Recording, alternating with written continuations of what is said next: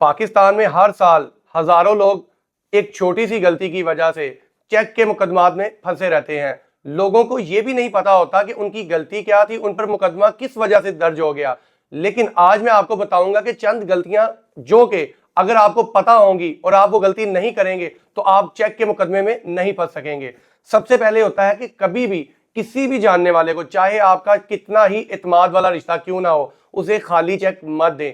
खाली चेक का मतलब ये होता है कि आपने सिर्फ अपने चेक पर साइन किए और चेक किसी दूसरे बंदे को दे दिया, उस पर कोई रकम नहीं लिखी, उस पर कोई तहरीर नहीं लिखी, तो ये आपकी सबसे बड़ी गलती होती है। कल को वो शख्स जब उसके साथ आपके ताल्लुकात खराब हो जाएं या वो आपको फंसाने के लिए उस चेक पर अपनी मर्जी की रकम लिखकर उस चेक को बाउंस करवा सकता है और आप पर पर्चा दर्ज हो जाएगा।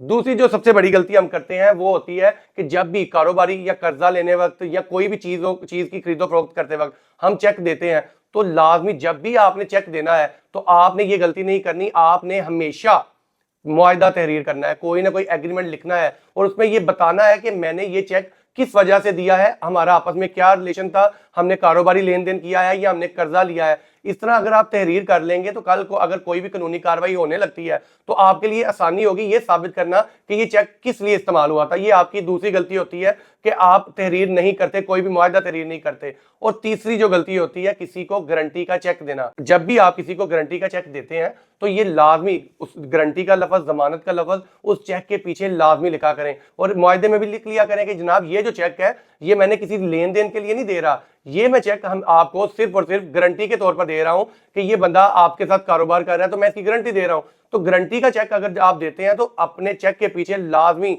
गारंटी का लफ्ज लिखा करें कि ये चेक गारंटी का है। इस तरह कल को वो दूसरा शख्स आप पर मुकदमा दर्ज नहीं करवा पाएगा, गारंटी का चेक अगर आपने दिया होगा। और चौथी गलती आप ये करते हैं कि आपके बैंक अकाउंट के अंदर रकम मौजूद नहीं होती और आप चेक पर चेक काट काट के लोगों को दे रहे होते हैं। अगर तो आपके बैंक अकाउंट में रकम मौजूद नहीं है तो ये गलती आपने नहीं करनी, कभी भी किसी भी शख्स को चेक नहीं देना, क्योंकि अगर आपके अकाउंट में रकम मौजूद नहीं होगी और आप किसी को चेक दे देंगे तो आप पर पर्चा दर्ज हो जाएगा। और पांचवी सबसे बड़ी गलती ये होती है कि जब आपने किसी के साथ चेक का लेन देन कर दिया, चेक दे दिया हुआ है, तो कल को आपके मामला डिस्टर्ब है, आपसे रकम अदा नहीं की जा रही और वो आपको लीगल नोटिस भेजता है, तो आप क्या करते हैं, आप कहते हैं ठीक है देखी जाएगी, लीगल नोटिस को इग्नोर कर देते हैं। वो अपने जो अपना वकील होता है उसके तहत उसके थ्रू आपको वो भेज रहा होता है आपको नोटिस, तो आप वो नोटिस को इग्नोर करते हैं। कभी भी किसी भी नोटिस को आपने इग्नोर नहीं करना। अगर वो आपको कोई नोटिस भेजते हैं तो आप प्रॉपर उस नोटिस का जवाब दें और आपस में बैठ के अगर वो बात हल हो सकती हुई तो उसे लाजमी हल करें। चेक के लेन देन में कभी भी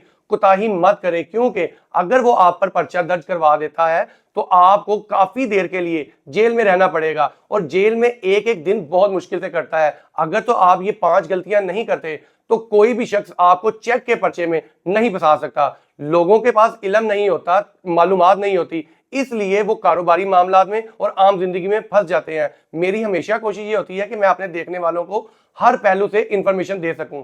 मजीद इंफॉर्मेशन के लिए आप मेरे चैनल को लाइक और फॉलो लाजमी कर लें। Thank you.